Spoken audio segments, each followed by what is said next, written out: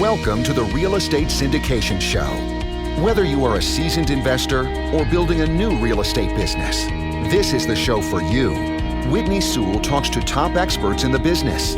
Our goal is to help you master real estate syndication. And now your host, Whitney Sewell. This is your daily real estate syndication show. I'm your host, Whitney Sewell. Today, our guest is Dan Kryzanowski. Thanks for being on the show, Dan. Awesome, Whitney. Great to be here. Dan is an active real estate investor and fundraiser, leveraging self-directed accounts, SDI, IRA, and solo 401ks to create a diversified real estate portfolio yielding double-digit returns. He specializes in self-storage, last-mile industrial, and niche multifamily and residential. Dan and his partners have raised millions of dollars from family offices and individuals and empowered his community to raise seven figures on multiple occasions. So, Dan, grateful to have you on the show. This is definitely something that the listeners and myself have worked a long time on, is raising capital and just thinking through, that process and what that looks like. But, give us a little more about, who you are, your background, and then let's jump into, your superpower, raising six figures in 6 minutes. Sure. Thanks so much. Yeah. So I grew up in Scranton, Pennsylvania. So I'll take a moment to let the office jokes, come in here. And total Ozzie and Harriet lifestyle. My dad was a high school principal. My mom was a social worker. I know you do some great stuff on the nonprofit side. I've been engaged with Hugh O'Brien Youth, a leadership seminar for high school sophomores for a long time. And to keep the math easy, I say I'm not the brightest guy. So I graduated Wharton in 2000, and probably like many folks on the call, heavy as 9/11 was on the psyche, from a work perspective, we kind of still kept on plugging away. I was with Merrill Lynch and post-grad schools with GE Capital for a while. Fortunately, I had a taste of Austin, Texas, so it's still weird down here in a very good way. I joke I used to be able to, I should have bought the land where Franklin Barbecue is now, because I could have had free barbecue every day forever. But we all have our myths in life. But I share that because I, maybe had a little crystal ball foresight of where I think, especially we're seeing the world today, but about a decade ago, in terms of, do I want to strictly work a 9-to-5, strictly max out my 401k, and then, kind of hope and say, hey, great, I'm 60 years old, here's a pension. And the world is not playing out that way. So I give myself, a little bit of credit. And for the past decade, I've really doubled down here in Texas, both on the 9-to-5 side in real estate tech and fintech, but also being very open to multiple asset classes, primarily in real estate, and finding myself, as probably a lot of folks here, just as a passive LP investor. And then realizing, wow, I really, pun intended, I'm sinking, with the syndicators. And, from here, it's just been natural discussions. And like folks say, it doesn't really feel like work when what you're doing is what you enjoy. So that's not deep in the weeds, but at a very high level, I think it's, sometimes if you're in the right place, you just got to ride the wave. Wow. Well, I'm just looking forward to this conversation, Dan, and just really thinking through some of the stuff that you've accomplished and helping us to do the same. And let's just jump right in there into, being successful in raising capital, how you've done it, and let's just jump right in and I guess get us started and how you're enabling sponsors and to do this and break it down for us.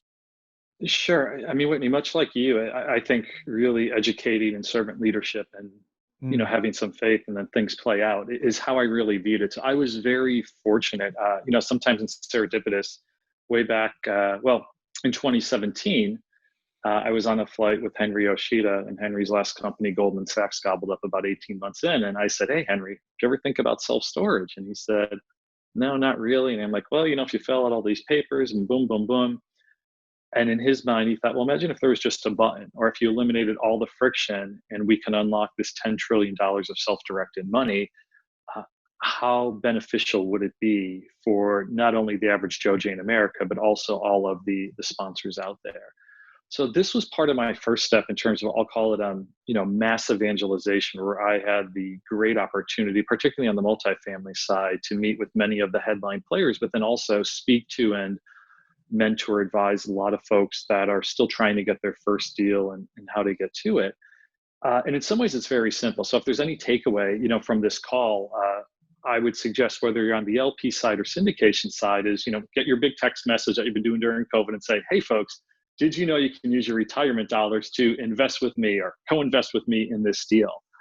And lo and behold, people that have done this, particularly syndicators on a regular basis, get about 15 to 20% of their raise. So I like to say you get to take Friday off because your audience is made aware that they have their share of this $10 trillion on the sidelines to invest in your deal. So you think, a big part of what we need to be doing then is telling people that they can use their IRA, because I guess most have no clue, right? Yeah, it's a really and this isn't something like I call them the Mr. I'm dating myself here, the Mr. Burns of the world. Keep back with their accountant. SDIRAs have been around for 50 years. That said, it's been kind of an old, stodgy. It really has not been, as I'd say, country club cool. And for my Texans on the call, where they were in jeans and boots, are all prettied up. It really hasn't been cool. But recognizing how folks are just, we'll stereotype in a good way, the millennial generation, how they want to sign up quick. They want transparency. They want to see one price, no fine print. That is where I think the self-directed world is moving. And there's a few select providers that are making it very easy, whether through just that tagline you mentioned or something like a knowledge base and FAQ to really get into the deep details so folks can self-educate or have conversations with people that have been around the block a few times. Which ultimately is going to move money, frankly, that's probably sitting in cash or a bond right now, or some old Fidelity, 401k IRA, into something where you're investing with somebody you trust or in your community. Wow. So what are some ways that we can inform people and let them know to, obviously to grow our investor base and to educate them, or maybe ways that you've seen to be most successful? Yeah, like anything, I think it's this is going to just have faith in your offering. I know a lot of folks do and they're pumped up about it, but I think you should look to educate, because even I know multifamily, I call it, versus, the niches such as a storage RV park, where frankly, probably even 90% of active investors aren't familiar. Most folks have a general feeling of multifamily is. That said, I have a buddy and he's in the greater Metro DC area. So politics way aside, it's still kind of unique. Most folks are like, oh, it's our capital, but I really don't know what a multifamily would look. Is it going to be a 100-year-old property? Is it a brand new development, et cetera? Where is it in terms of proximity, school districts? So I think there's a lot of education off the bat you can do. So that's how I think you get folks engaged. Secondly, I think to have some sort of urgency on the call. I do think you want to get up to a certain threshold. And listen, if this is your first property or a smaller property, this might even be 25 or 50K. A lot of crowdfunding sites, which I would not recommend doing for your first deal, but what they do is they say, you have to get to a certain threshold and then we'll give you more love, from our marketing efforts. And I think in the same way, you want to get that first, call it 100K through the door. And a lot of it's going to come from education, urgency. And, maybe you throw an extra percent, or we call this the A share. Or maybe you say, I'll give you a point back. So there's different ways that you can get that first, and like anything, once the first 100K, you keep on seeing the bricks say if you have to raise $1 million. So that's been really, I think, successful. And, folks like to get that grand back if they put in 100K. So there's just some little strategies to get to that first step. Okay. So what are some things you're doing now to increase your ability to raise capital and to move forward? Yeah, so I'm a licensed finder here in Texas, so it's great to have these conversations. From Texans for Texans, we have a great meetup community. Obviously, it's a bit more virtual. We tend to naturally social distance here in Texas, so you could have a few guys around the fire, as they say. But as I said, I think it's two things. One is just the education on how your asset class may be changing, or a new asset class. So, for example, I never thought of industrial real estate. If we had a poll on the call, I'd be curious what people would think of. And I was even more surprised to know there's a sub-retail component of, so think of something like a floor and decor, something that has been considered essential by the government, or somebody that built almost like a mini industrial park and put in 5-10 million of tenant improvements.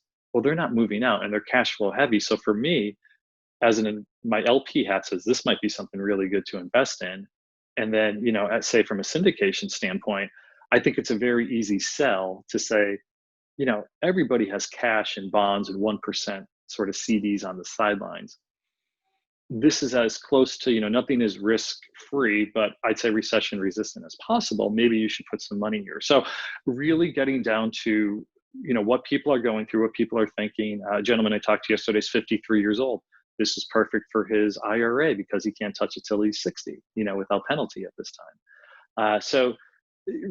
This is kind of realizing, I guess, two things: the subgroup that you're talking to, and then providing the education.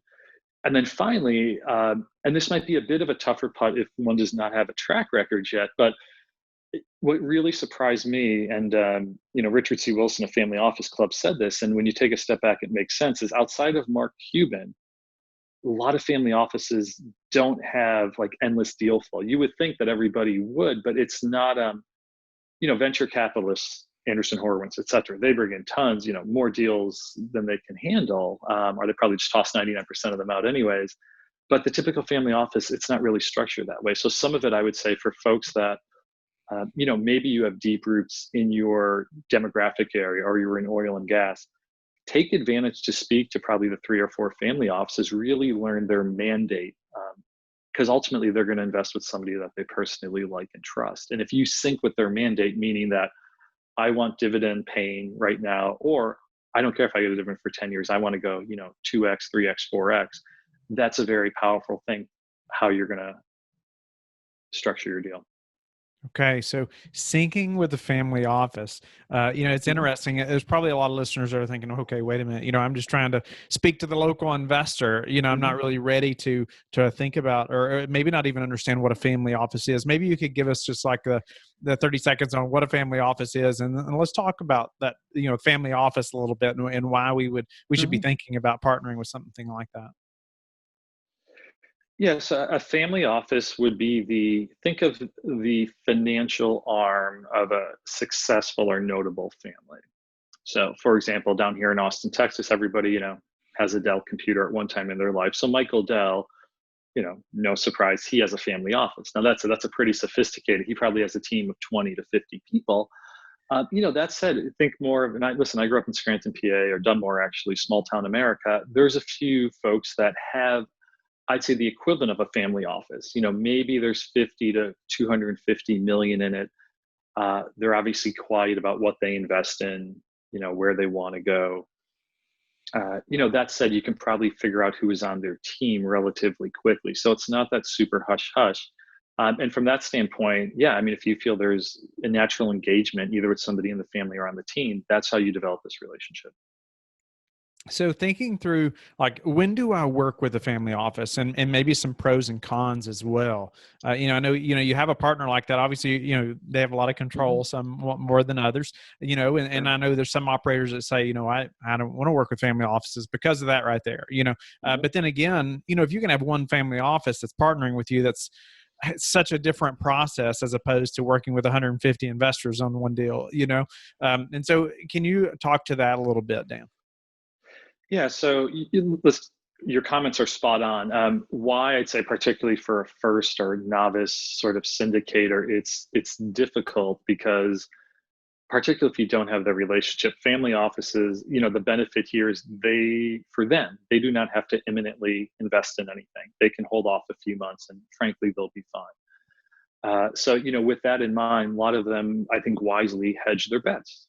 Particularly if they do have expertise in the space, say if they were in real estate, or they think they have expertise in the space, they're going to put in all, we'll call it the 51% clause. They may not actually own 51%, but they may have some rights to say, if you don't hit these metrics, these KPIs, key performance indicators, we can boot you out, which, as I'd say, a verse indicator, particularly say in a niche market such as self-storage, there's obviously a difference in opinion from there. So, that's I would just say, be aware, like any contract you sign, if you were to get into that. But I think another way, when we talk family office general, this is more of I think high net worth individuals also. So as you mentioned, Whitney, you kind of have the 50, 100K investors. A lot of folks on the first deal, that's where you're getting friends and family, their warm referrals. The other thing is when kind of the big check comes in. So that's why I go back to our earlier conversation, is you're just not say, hey, here's the webinar, or here's my marketing deal terms. No, it's here's why I think this submarket is very unique, or here's what I've learned. Here is our sweet spot because, this operator has known, say the Mexican American community south of San Antonio for these many years. This is who we're partnering with. Oh, okay. Now I have some interest in, I look at the economics, and you're right. This partner who you wisely had to manage the property has had a 30-year track record. You know what? I might pony up. You might not know I have $1 million, but I might pony up $1 million now. So, I go back to really just kind of the education of it. And, if you're sincere with it and very transparent and honest, you might be welcomely surprised how many referrals you get. And what about just, you talk about getting referrals, but even just making that first connection with a family office, that can be kind of intimidating, right? What is that? How do you get to that point? Yeah, so I'll admit it's a little bit tougher now in a post-COVID world. So, like you, it's all kind of the cycle of life or career. Looking back, say very fortunate that I was on the road, 100 plus days last year, because you did get to shake hands. And there is something about that in-person sort of meeting. Otherwise, just like breaking into an industry, there's other connectors, I'll very, very generically, say vendors, but not as much in the family office space. They're more kind of connectors. And like anything, as you're talking to, I'd say other, connectors, which could be, you just know people that are in the know, or like down here in Austin, they host the South by Southwest every year. They know a lot of people. So like anything, you are probably not, your first call is not going to be to the family office because you may not even know who that is. It is going to be to somebody in between, but it's not like, what can you do for me? It's a whole lot of, I'd say two things, of course, education and servant leadership for this person. Cause you guys may have not given each other a bro hug because of COVID. So likewise, you're missing that sort of interaction. But, I would say, sometimes, there's not, and I think this is purposeful, there's not a publication out that says, hey, here are the 100 family offices that you should connect with. So as I said, it's more of your, I'd say, regional expertise or domain expertise that you're going to kind of know who it is. But to do just kind of the big, spray and pray, really real tough putt, probably not worth time. So, it sounds like, I love how you continue to talk about, like, you got to be prepared to educate, and you got to, whether it's family office, whether it's other investors, or whether it's about, using their IRA, or, whatever it may be. And really it's a way of giving back, right? Being the servant leadership, like you're talking about. What are some ways that maybe you have educated yourself to be prepared for that? Some way that the listener can say, can educate, be more prepared for, educating an investor on some of these things if they're not as versed in these things as you are. Yeah, probably everybody watched the Jordan series, in April and May. So I'd say just do it. And I share a little tongue in cheek, probably, you never tasted a snow cone. You may have been stingy on money. You never did anything, but you saw your spouse, I'll say my wife on the end of the hall. Guess what? You bought a snow cone and talked to her, 20, 30 years ago, and all good stuff. So with that, when you have kind of that gut feel and something you want to share, just kind of take out your phone and boom, and do it. And trust me, there's two levels from it. So when I said I was staring at your website, deeply in love, I thought it was great the way that it comes across. It looks good. It feels good. For most folks, it may not make sense to put the time. It's more on the actual education. So I found a lot of benefit of, okay, so I like niche real estate. I like self-storage. I like industrial, senior community, even, the flip side of that, Hamptons like properties. I think secondary rental homes, you're going to see a big uptick in a post-COVID world. And it's so easy with your phone to shoot a 1-minute video. And guess what? If it doesn't come out good the first time, hit delete. So I actually did one this morning at a self-storage facility. I had to go to my storage facility and I clipped it and I put it on LinkedIn. That was great. The other one, I was in front of a construction site, because construction hasn't stopped in Texas. So I wanted to educate the world, like, hey folks, things have not stopped, not one single day in Texas. I think you should be aware of this at the very least. And I try to give myself a Saturday Night Live, boom, one take and you're done. But this took like 5 or 6 takes, and it was only 1 minute long, but, and getting subtitles helps, but also I'm kind of old school. I say, here's the 3 things that I've learned or that I feel could be a benefit for you. And here's my calendar link. Let's have a chat. And I've had some really deep, good conversations with folks, I think, in that spirit. I've said, I'm up here in Dallas. Here's what I'm seeing. I'm like, oh, that's really cool. Here's what I'm seeing down here in Austin. And as I said, I think we're all very powerful, and do not underestimate what you know or what you come across, and to concisely, I would say, keep it concise. I think that's why LinkedIn, a la Twitter, has a limit of the number of characters, but keep it under there.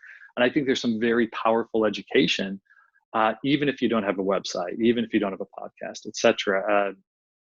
I'd say in relatively short time, you can get 1,000+ views on anything you throw on LinkedIn if it's, thoughtful. Nice. Well, I appreciate you sharing that and really helping us to, it's hard to take that first step when you're first putting yourself out there, right? It is. It really is. And, I imagine a lot of folks at least, read the Cliff Notes to Rich Dad, Poor Dad. And particularly if you did not have that rich dad mindset, I think, growing up, or just, the extreme where you're almost forced into entrepreneurialism, it's very different. I'll admit, a lot of our folks here, probably more on the investor side also, that have been, corporate, like I was for my first decade plus. It's difficult, but like anything, once you do it, like kind of analogizing, I love our discussion here today, Whitney, is, once you get to that first time or first 10%, it just gets so much easier to go from there. Last year I did 50 a minute with Dan video. Sometimes I'd be in the elevator at Capital Factory in Austin and said, I can somehow say, because of the floors, it's 19 floors and the maximum was $19,000. And you always get somebody in the elevator looking at me and my marketing partner, and they're just like, what are you guys doing? And I'm just like, shh, be quiet. I'll buy you coffee when we get to floor 19, and that's what we would do. And I posted, and it brought value to folks, and that's fantastic. And there's probably a lot of value brought with folks that will never ultimately buy my product or elsewhere. But like anything, you're collectively sharing. And you see so many folks, I call them the 6 p.m. Webinars right now and Zoom calls, just so much great sharing in this post-COVID world. So that would be my suggestion. Worst case, only 2 people view it. Well, hey, you did it, and then you're going to get 3 people next time. And but it really will go exponential. What's a way you've recently improved your business that we could apply to ours? Ooh,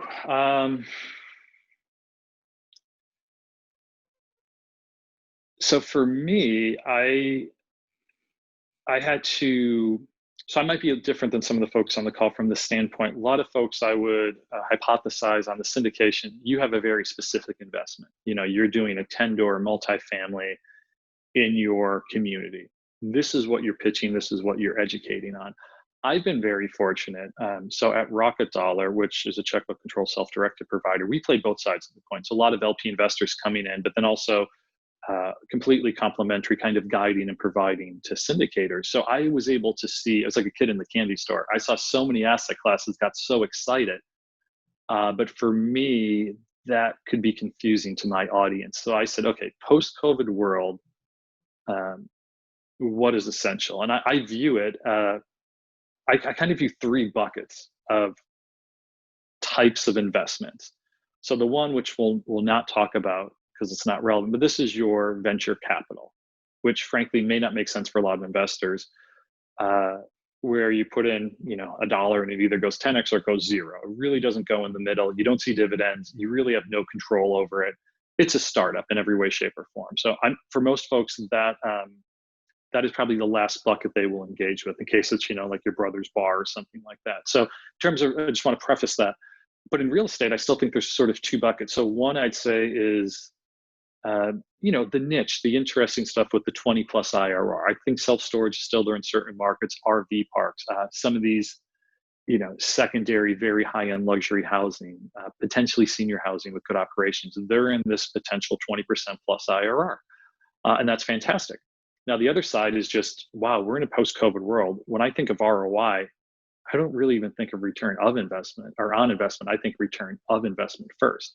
So what's something that is just so boring, but if I have a 10-year-old and an 8-year-old, which I don't, but for example, we have a 4-year-old, how will I ensure that money will be there when they go to college? So this bucket I calls the slow and steady, that's paying monthly dividends. So what I want to share with my audience is, and a lot of these are folks that I personally invested with. So I'm just saying, guys, I'm opening the kimono. Here's my portfolio. if you're somewhat wired like me in any way, shape, or form, you may want to have a thing. And I'd say, a delta I've seen is the monthly dividends, especially in a post-COVID world, really secure to, get that check in the mail every month. Hmm. So what's your best source for meeting new investors right now? For me, I'd say two things. One is I do think the likes of LinkedIn and targeted social media is powerful. So as I said, I'm very open just to put up my calendar link. I'm talking to somebody like-minded. And then we try to help. I would say from almost every call, I am probably introducing folks to them and vice versa. That's fantastic.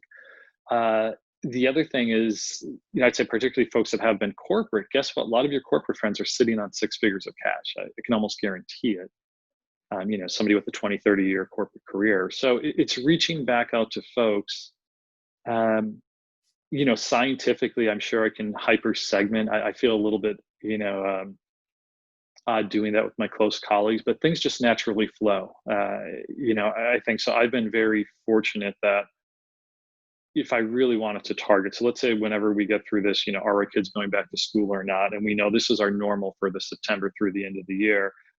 I may have a conscious effort to say, every day, from, 3 to 5, 4 to 6, I'm going to speak to my corporate friends and have a chat with them. Because A, they're going to be done with their workday. B, they're probably not going to, they might need to walk around the block, and I respect that. So that's something that I have kind of like anything lined up. And, but yeah, for now, I'm still really kind of testing out my message, what I feel, what asset classes, what deal types are going to be of most value to share, with my community. What's the number one thing that's contributed to your success? I know my mom would never listen to anything online, although she's awesome with emojis now since my dad passed. But yeah, I would, mom, head to toe, she's great. And I see my wife, the amazing job she does with our son. And yeah, I think just to put in, be honest, be transparent, admit up to your mistakes early. I think that pays huge dividends. So, it's almost, you can argue, a little bit easier to cut corners because we're all behind screen these days. But I think just, living up to it, and sometimes you're going to get more bumps, and life is not linear. But I think knowing that. So I've been, so I'd say if those fortunate to have mom or, a motherly figure, and it could be a male in your life too, maybe I'd say, reach out, talk to that person. I think that's and likewise, see what you can do for them, because they've probably done a lot for you over the years. Well, on that note, how do you like to give back? Yes, I shared before, on a volunteer basis, Hugh O'Brien Youth Leadership Seminar for high school sophomores. So anybody with a child, hoby.org. For me, it was life-changing. I've been involved the last 30 years. It fits me. Worst case, hopefully your kids get to spend 3 days with other great high school sophomores across the state. And frankly, it'll probably give you a bump potentially of school and scholarship. So keep that in mind. Otherwise as I said, I'm open to one-on-one calls with anybody. Direct message me on LinkedIn, my calendar invite. And then finally in the self-directed space, as I say, if you spell it, you can get it. Here's my Ben Franklin self for my time in Philly. So D. Kryzanowski, if it makes sense to open a self-directed IRA, a solo 401k with Rocket Dollar, just, sharing my personal code as a thanks to your audience. Yes. So Dan, I'm grateful for your time and just really your, helping us think through like, okay, being ready to educate investors, just the servant leadership mindset, having faith and just really putting the education component and some urgency together. And even, walking us through what a family office is and thinking through, okay, are we ready to work with somebody like that? And then, and just helping us think through educating ourselves as well, or just getting out there, putting ourselves out there. And so Dan, any other way that people can get in touch with you or learn more about Rocket Dollar? Sure. Rocketdollar.com, email dan@rocketdollar.com. And then I'm very active on LinkedIn, and not too many people have my last name. So I think you can find me pretty easy. So please reach out, and I'd love to continue the conversation. Thank you for listening to the Real Estate Syndication Show, brought to you by LifeBridge Capital. LifeBridge Capital works with investors nationwide to invest in real estate, while also donating 50% of its profits to assist parents who are committing to adoption. LifeBridge Capital, making a difference, one investor and one child at a time. Connect online at www.lifebridgecapital.com for free material and videos to further your success.